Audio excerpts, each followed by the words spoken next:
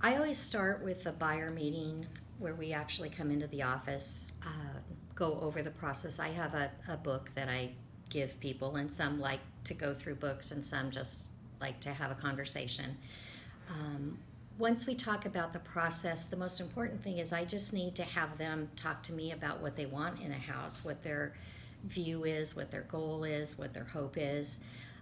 Then we take that and equate it into what they can afford, because hopefully at that point we've got a really good idea. And then we got to start talking about, can they afford what they want?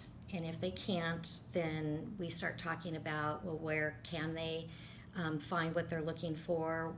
Will they have to go with a smaller house to get the neighborhood that they want? To try and get expectations at least within the realm of possibility. Um, then we talk about what they need in a house, what they have to have, what they can't have. We try to get a house that's going to fit them now and for at least 5 years in the future. Selling and buying a house is really expensive. Might be great for my business, but it's not good for people's personal finances. It is really expensive. So the closer we get to perfect that first time, the better.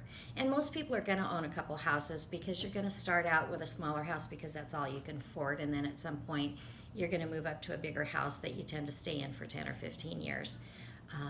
Depending on the client, we might be looking for that bigger house. We might be starting with a first time one, or we might be selling the big one and they're coming in and looking for a small one in an area that's going to fit.